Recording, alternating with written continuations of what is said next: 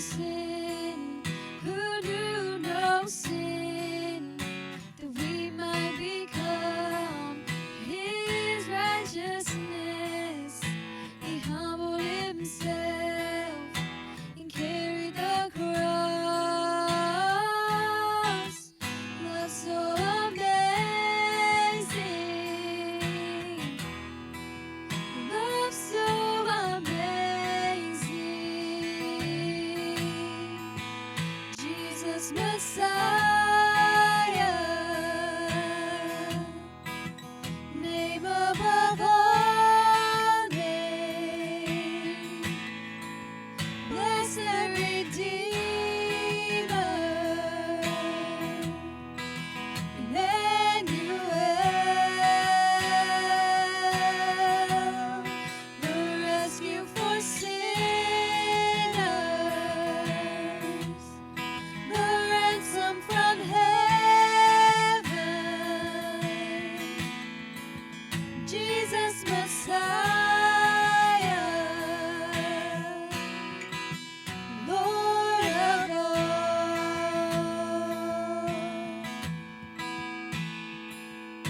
His body the bread, his blood the wine, broken and poured out all for love.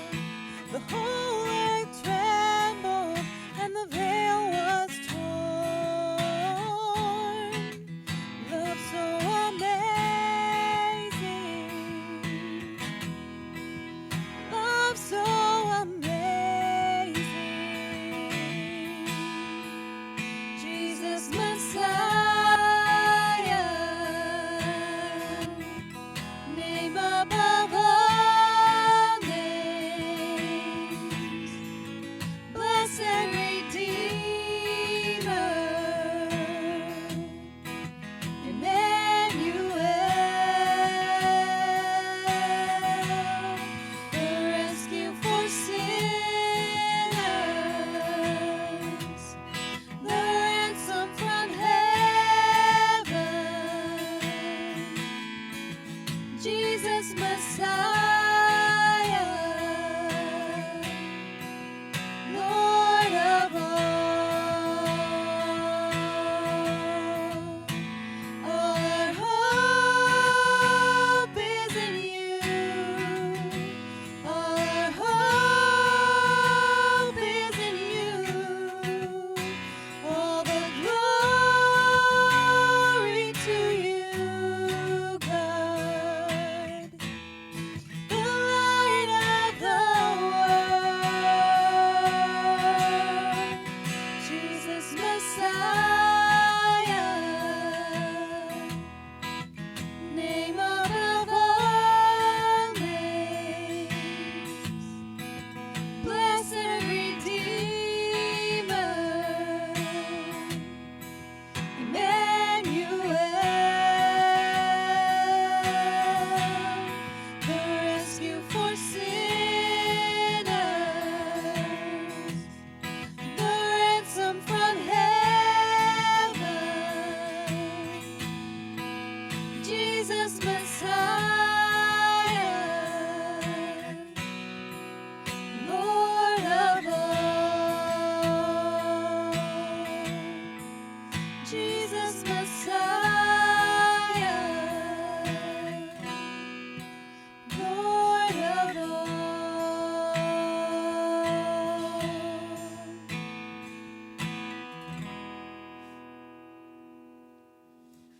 You know, that's what Christmas is all about. Jesus, our Messiah, our King, our anointed one. And Christmas is the celebration of the birth of our anointed one, our Messiah.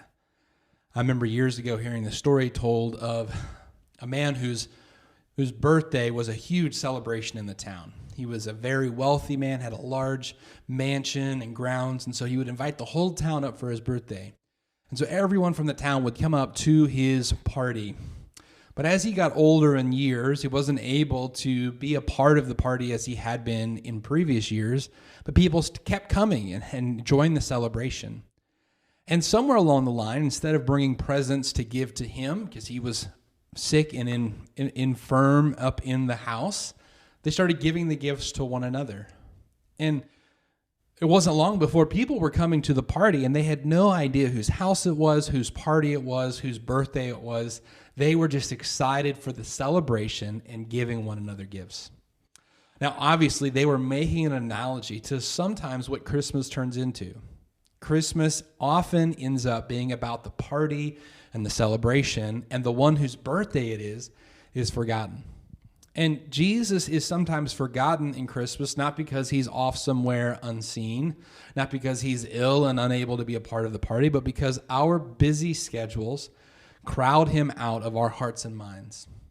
And often when he's crowded out of our hearts and minds, he's left off of our gift list. I don't know about you, but I got a lot of people I want to buy gifts for this year, and we want to do well, want to give them a nice gift. And if we're not careful, we can push Jesus off the list of people we're giving gifts to. And here at Faith Church, we want to emphasize Christmas and what it's about, to remind us that it's about hope that comes through Jesus, our King, our Messiah. And we believe it's important not only that we remember him in our hearts and minds, but we give him a gift. We show generosity to him because it is a celebration of his birth. And so for years here at Faith Church, we have collected a special Gifts for Jesus offering at Christmas time. Now, regular tithes and offerings support the annual budget of Faith Church, and so the Gifts for Jesus offering is normally given to an extra effort or cause that we believe is near to the heart of Jesus. And this year, we are asking for you to give generously to our Gifts for Jesus offering to help us complete the project that we started across the street. When we first purchased that property on the home so that we could increase our parking capacity and remodel that house for the purposes of ministry, we figured it was going to cost about $125,000. And over the last few years, we've raised over $105,000, but we're still short. And so I've been praying earnestly that God would work in a miraculous way this year through our Gifts for Jesus offering to allow us to raise the remainder of those funds and finish that project. And so I would love it if you would be generous this Christmas season and give to Gifts for Jesus. Now, you can give to Gifts for Jesus the same way that you have been making your donations and being generous and giving gifts all year. You can go to faithandchandler.com/give. You can give using the Venmo app at Faith FWB Church. And if you're going to faithandchandler.com/give, you just choose the Gifts for Jesus fund option. If you're giving via Venmo, just put it in the memo line of your gift, Gifts for Jesus. Or if you desire to mail in a check, you can send that to our address, 303 North 5th Street, Chandler, Indiana, 47610, and just designate the check to Gifts for Jesus. And we will make sure it's got that Gifts for Jesus on the memo line. We'll make sure it gets into that fund and is used for that effort. I'm so thankful that you have been faithful throughout this year, even though it's been harder for us to gather together. You haven't allowed that to hinder your generosity. And I hope that'll be true of our Christmas offering this year as well. Of course, we know that all of this is just in response to the goodness of God and how good he has been to us. And so I'm going to share a message about how hope is the most powerful. It's the brightest and the darkest of days. But before that, we have a very fitting song from the worship team on the goodness of God.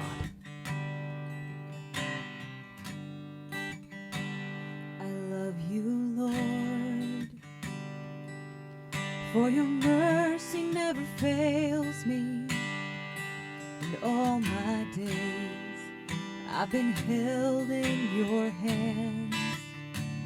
From the moment that I wake up till I lay my head, I will sing of the goodness of God. And all my life you have been faithful, and all my life you have been so good. With every breath that I am able, I will sing of the goodness of God. I love your voice,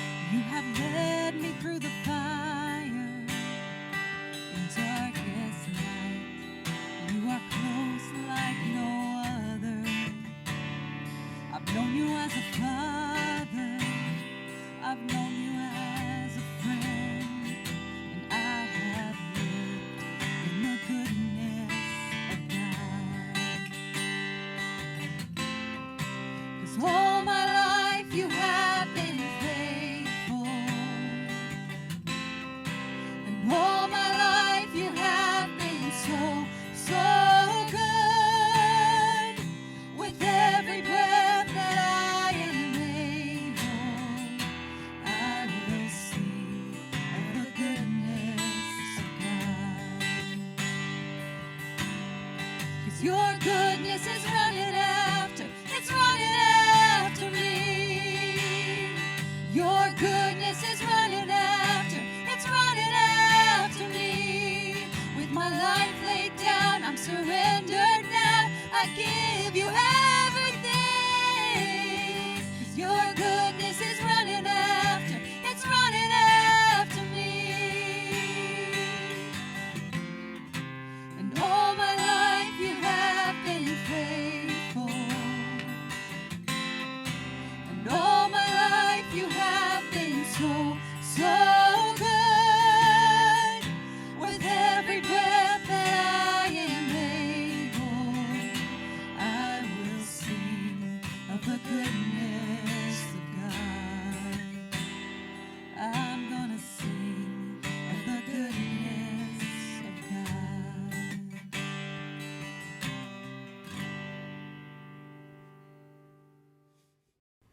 You know those moments that snap you back into proper perspective?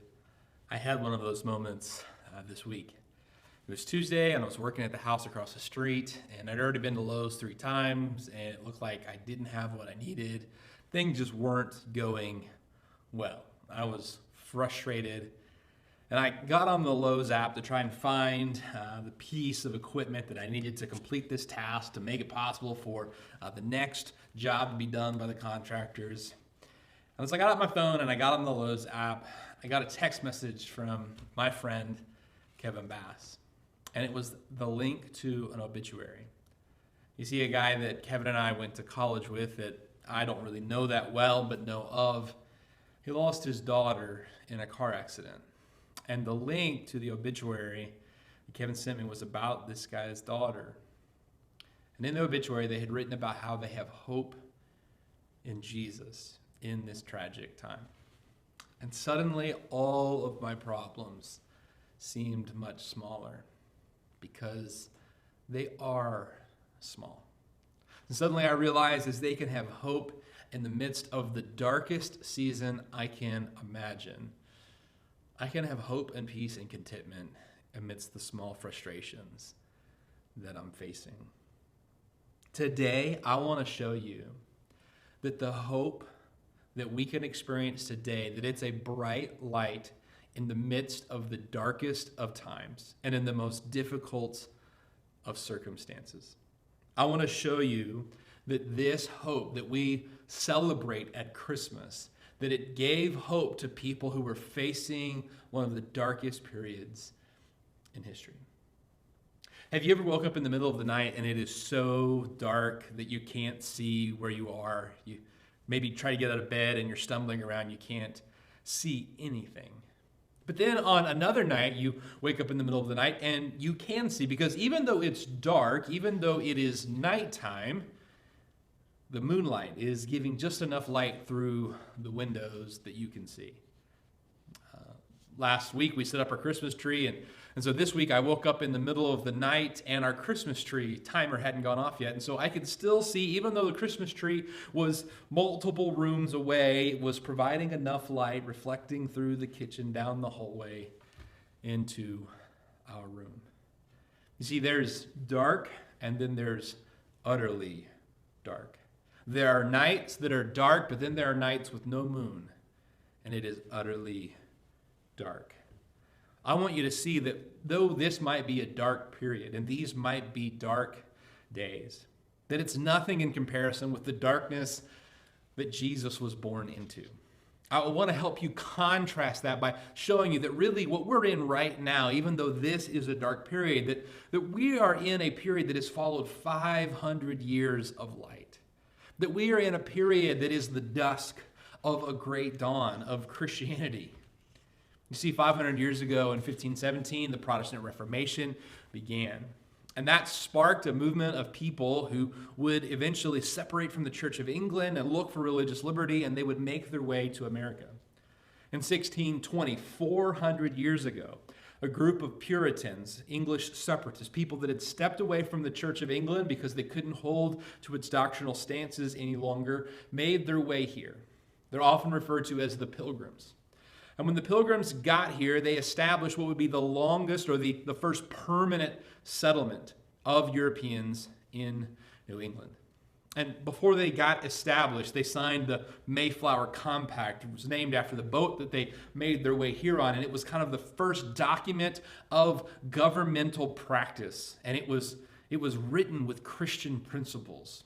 And some of the descendants of these people would be those that helped fashion the documents that founded our nation 150 years after the Mayflower arrived.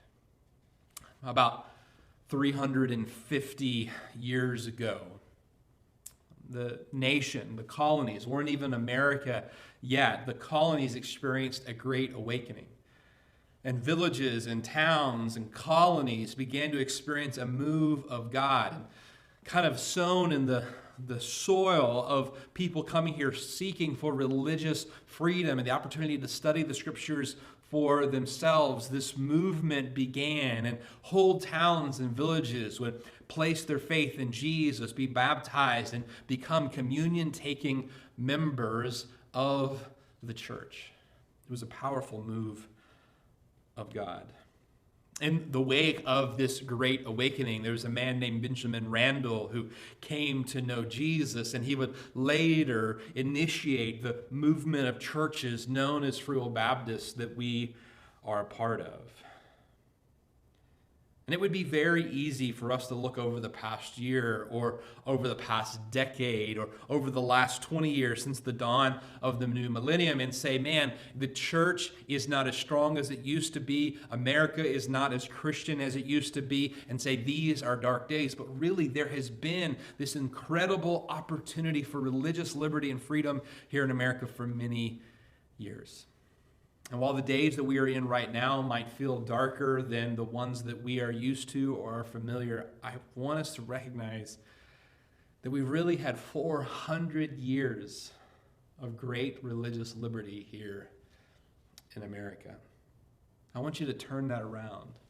What if instead of coming at the end of 400 years of religious liberty, we were at the end of 400 years of religious persecution, or 400 years of religious inactivity? Because that's when Jesus arrived. Jesus arrived in a period after 400 years of silence from God. It had been 400 years since God spoke through his followers. If right now we were at the end of 400 years of religious inactivity and no movement of God, what do you think the mood would be? How many followers of Jesus do you think there would be? And that's when Jesus arrived. And Isaiah speaks of that time that was coming ahead of him, that was beginning, that he was starting to see as he prophesied, and speaking of the things that were to come. He writes about this in Isaiah chapter 8, and he uses some very strong and vivid language, and it can be a little confusing. So I'm going to read a paraphrase put together by Eugene Peterson of verses 11 to 22, because I think it'll help you get a grasp of what's being said. His paraphrase goes like this. God spoke strongly to me, Isaiah. Grabbed me with both hands and warned me not to go along with this people. He said, don't be like this people, always afraid somebody's plotting against them. Don't fear what they fear. Don't take on their worries. And if you're going to worry about the Holy One. Fear the God of angel armies. That's the one that you should fear. The Holy One can either be a hiding place or a boulder blocking your way. The rock standing in the willful way of both houses of Israel, a barbed wire fence preventing trespass to citizens of Jerusalem. Many of them are going to run into that rock and get their bones broken, get tangled up in that barbed wire, and not get free of it. Instead, gather up the testimony. Preserve the teaching for my followers, while I wait for God as long as he remains in hiding, while I wait and hope for him. I stand my ground and hope. I and the children God gave me as signs to Israel, warning signs and hope signs from the God of angel armies, who makes his home in Mount Zion. And so when the people tell you, try out fortune tellers and consult the spiritualists, why not tap into the spirit world to get in touch with the dead? Tell them no. We are going to study the scriptures. People who try other ways get nowhere. It's a dead end. Frustrated and famished they'll be. They try one thing after another. When nothing works out, they get angry, cursing first this God and then that one, looking this way and that, up and down and sideways, and seeing nothing but a blank wall, an empty hole. They end up in the dark with nothing. Now, I wanted to read that paraphrase of all of those verses, but let me point out a couple of verses in the New King James. Because Isaiah here says that God is a rock, and that rock can either be a place of fortress, a place of strength, a place of defense, or it can be a place of destruction. It can be a place of sanctuary, or it can be a stone that will trip up and crush. He says in verse 14, he will be as a sanctuary, but a stone of stumbling and a rock of offense, as a trap and a snare to the inhabitants of Jerusalem. And many among them shall stumble. They shall fall and be broken. They will be snared and be taken. Isaiah is telling them that the coming judgment is going to make life very, very hard. This was going to set up years and years of difficulty. There would be a long time, many generations of darkness and drear days. And the darkness would be so great that the people would become desperate. And they would go searching this way and that.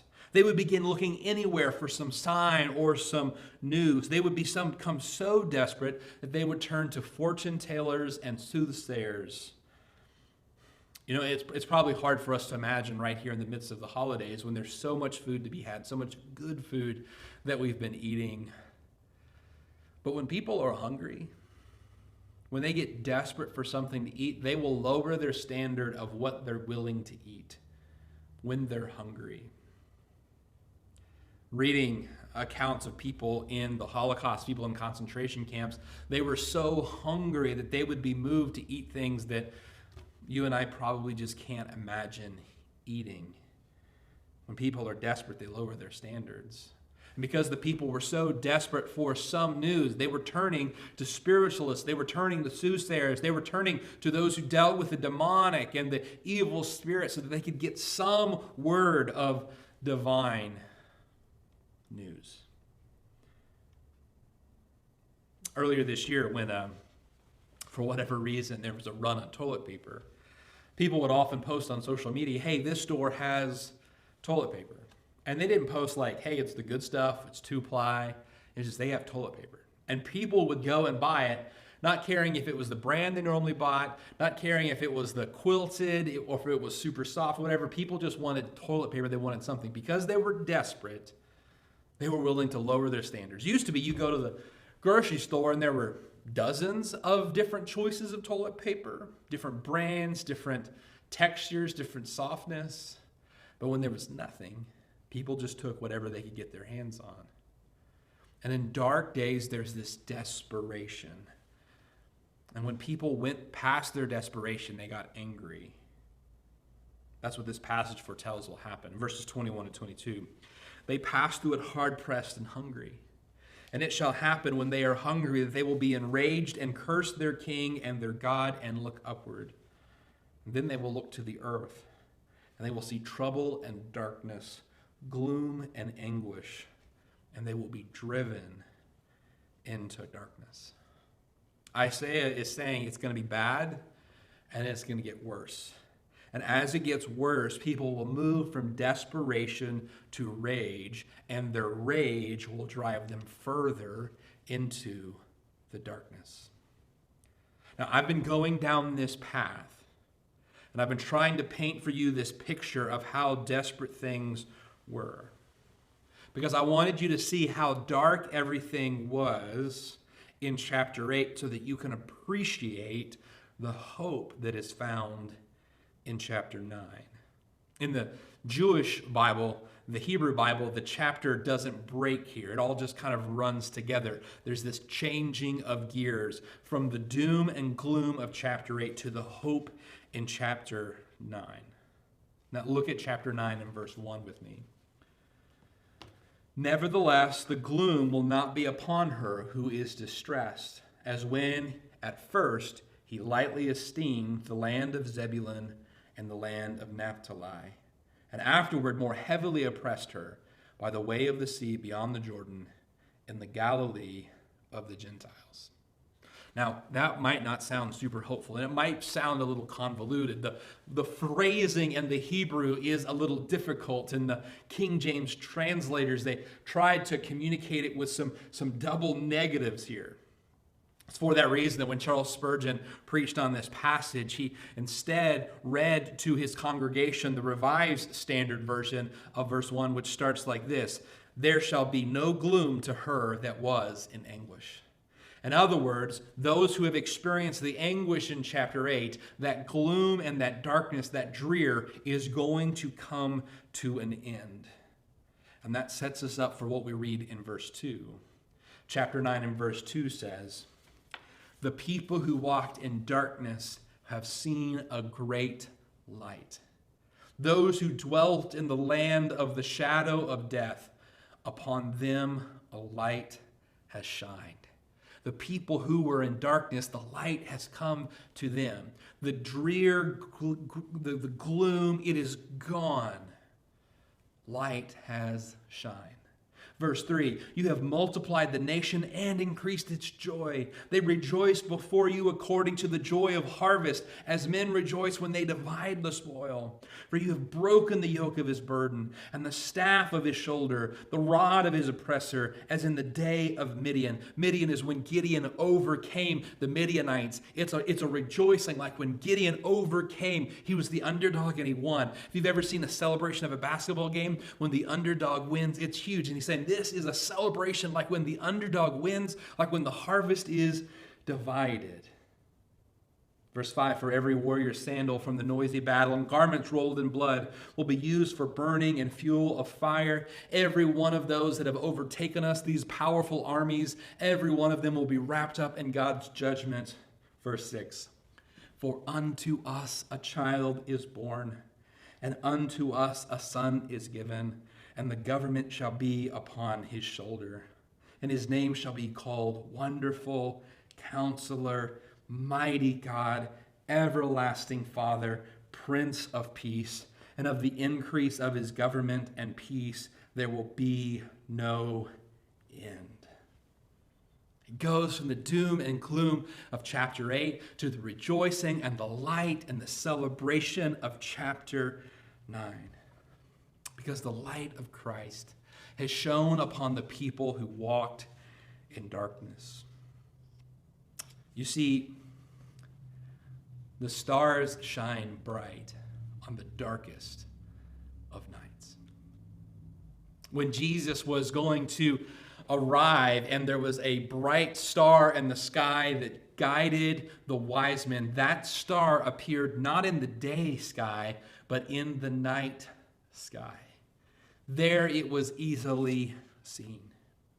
Even the brightest of stars is seen in contrast to the darkest of nights. And Spurgeon has said, "The clearest promises of the Messiah have been given in the darkest hours of history." And Isaiah is this prophet who's delivering news in a dark day. And it is then that they're given this promise and this hope. And we see this happen again and again throughout Scripture. It happens when Adam and Eve have sinned, and sin enters into the world, and death by sin. But it is there that God tells us that he is sending a son. It is when the people are enslaved in bondage to Egypt, and God calls Moses and tells him that he is going to use him to lead the people into a promised land. It is in the days of chaos and confusion that God gives his greatest promises. And I want you to see in this chapter that God not only chose the darkest of times to give his bright light, but he also chose the darkest of places for that light to appear in. Let's look back at verse 1. That opening phrasing is kind of challenging. But let's start with, "As when at first he lightly esteemed the land of Zebulun and the land of Naphtali, and afterwards more heavily oppressed her by the way of the sea beyond the Jordan, in Galilee of the Gentiles. Now, reading that today, those places, those names, they don't mean a whole lot to us. But when Isaiah prophesied this, there had just recently been an attack on the people in Galilee. This Assyrian leader had led an army to conquer, to wipe out the people in Galilee. It was one of the first places that the Assyrians came and wiped out the Jews. Now the Assyrians would come and they would bring conquer and conquest to the rest of the people. The rest of the people would be conquered and taken into captivity eventually, but it started there in Galilee. And it started there in Galilee because it was a place of great sin. Not only this, Galilee was this small, insignificant place. And it wasn't just made up of Jews, but there were also foreigners and strangers, Gentiles, it refers to here. And so it was this small, insignificant place, a place where God had allowed the Assyrians to come and conquer. It was a place where the first beginnings of these dark days had happened, in this small, insignificant place. But it's there that Jesus would arise. He would be born in Bethlehem, a small town, but then he would be raised in Galilee, Nazareth specifically. It would kind of like be someone who is born in Folsomville, but then they grow up in Chandler. And people had no esteem for Galilee or Nazareth. Do you remember when they first began to hear of Jesus, they said, can any good thing come out of Nazareth? Can any good thing come out of Galilee? And Chandler is a small town outside of Evansville, and often when you speak to people in Evansville about Chandler, they don't even really know where it is. They think that it's 45 minutes away like Jasper, or they know of Chandler as the speed trap on the way to Boonville. It's small and insignificant in their eyes. That was the kind of place that God sent the bright light of Jesus. That is the place that the darkness began to first be pushed back by the dawning of a sun who would rise. How is it possible that these dark and difficult days can be turned back? They are turned back through the impossible arrival of God in the flesh. And this promise is one that gives us hope in the most difficult, darkest of days. Even in chapter 8, which is filled with all of this hardship. Look at verses 9 and 10. Be shattered, O you peoples, and broken in pieces. Give ear, all you from far countries. Gird yourselves, but be broken in pieces. Gird yourselves, but be broken in pieces. Take counsel together. Now, these are the people that are coming to conquer Israel that Isaiah has said is going to happen. But he says, hey, listen, you can take counsel together, but know that you're going to be broken in pieces. You can speak the words of defeat over us, but it will not stand. Why? And the next words are, for God is with us. And in our English Bible, that's translated for us, but in the Hebrew, it is the word Emmanuel, which is the name that Jesus is referred to later on, because Emmanuel means God with us. How is it that the designs and the devices of evil will not stand? How is it that the dark days will not stay dark? How is it that the sun will rise again? How is it that God will accomplish his purposes and his plans, that he will redeem his people even though they are being punished for their sins? How is this possible? Emmanuel, God with us. Even in the darkest of moments, when the armies were coming in on Jerusalem, there was hope to be had because Jesus was coming to be with us.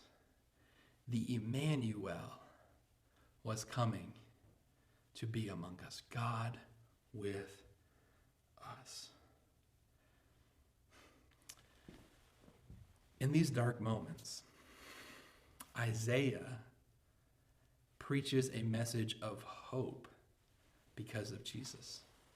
He preaches a message of hope because of Emmanuel, because of the Son, the child who is given to us, who will be called Wonderful, Mighty God, Everlasting Counselor. Even though it is hundreds of years before Jesus will come, Isaiah has this hope. Isaiah, looking into the darkest chapter of Israelite history, can have hope because of a son who's coming one day. And I know that these are dark days for us, but we can have hope because of the God who has already come. We're not just looking forward to it in the future.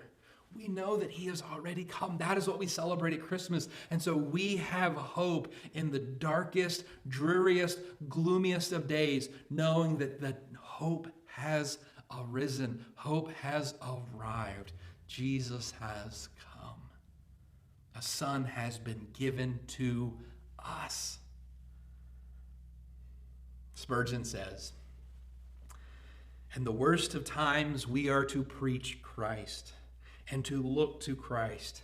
In Jesus there is remedy for the direst of diseases and a rescue from the darkest of despairs." Isaiah focused on Jesus hundreds of years before his birth and in the darkest of times, and I think that we would do well to focus on Jesus thousands of years after his birth, no matter how dark the days may be. You know, there are some places where there's less sunlight than others.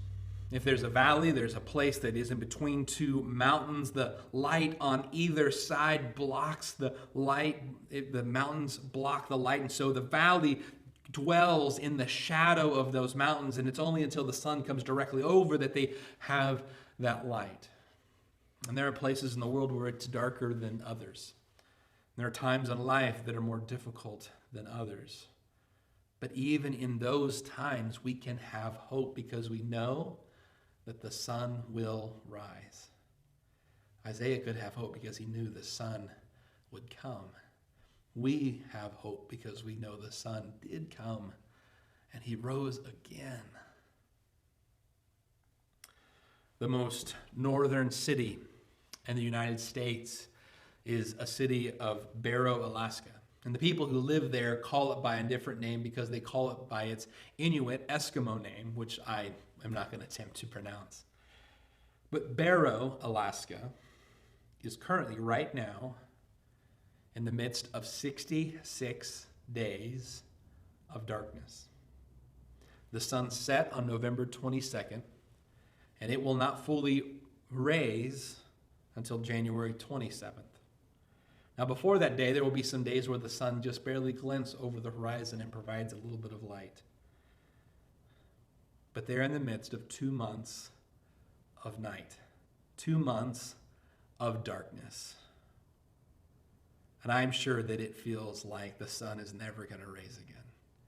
I'm sure that there are times that it feels like it's going to stay dark forever. But they know that the sun will raise again. Because most of the people who live there, they've lived there for all of their lives, and they come from a generation after generation, a lineage, an ancestor of people that have lived there all of these years and have experienced not only the 60 days of dark, but also the 70 days of sunlight in the summer. They go through a period of 2 months where the sun never sets. Even in that place where it is the darkest, and it's dark for days on end,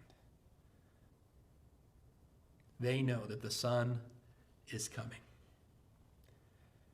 And for Isaiah and the people of Israel, in the middle of the darkest of days, they knew that a son was coming, and that gave them hope. Friend, 2020 has been full of dark days. And perhaps you are currently living in a season of your life that is hard. You're living in a time of your life where you are broken and battered, you are frustrated, you feel forsaken and forgotten.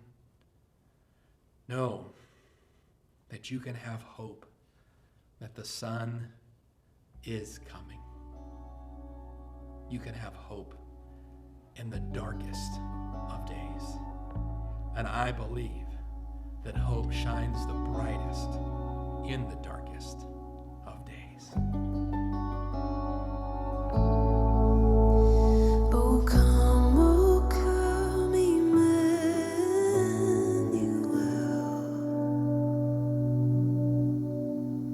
and ransom captive Israel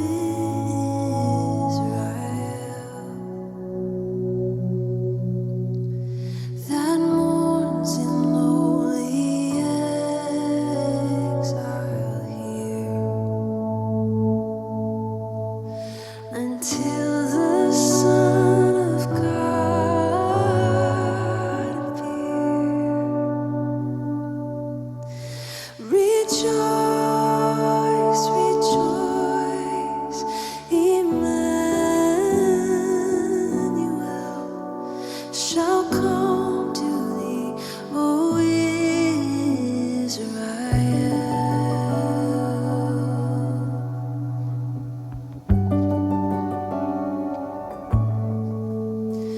O come, thou day spring, come and cheer our spirits by thine advent here. Disperse the gloomy clouds of night, and as dark shadows put to flight. Rejoice, rejoice, Emmanuel shall come to thee, O Israel.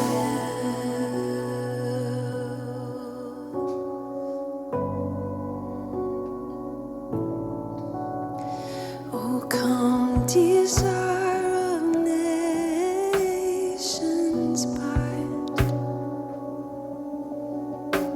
and one the hearts of all mankind. Bid thou our sad divisions cease, and be thyself our King of peace. Rejoice, rejoice, Emmanuel shall come to thee, O Israel.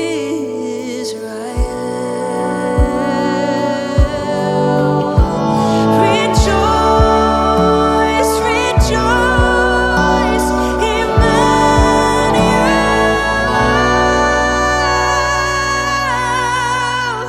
shall come to thee, O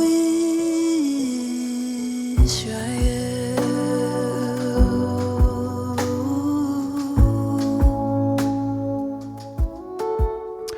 So one thing that we feel like we can do this year and still celebrate Christmas and serve one another and do it in a safe way is Christmas caroling.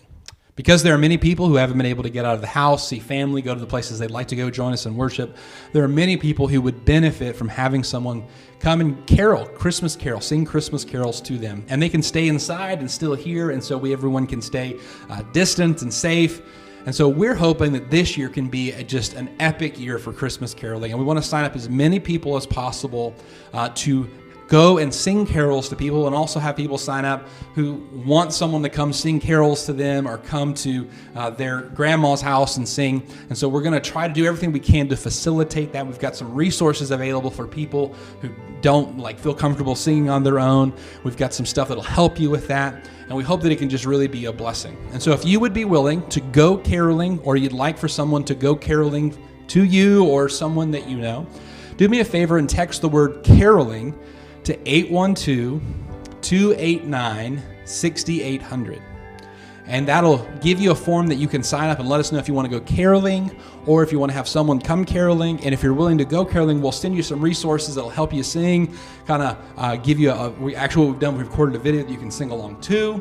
And so that'll help you out. And we're going to need to have multiple people go out singing and want to keep the groups that are singing together small, mainly made up of families that are already together, friends that have already been together, so that we can stay safe. But we're hoping that we can really be a blessing this year through that. So if you would, text caroling to 812-289-6800, and let's make caroling epic this year.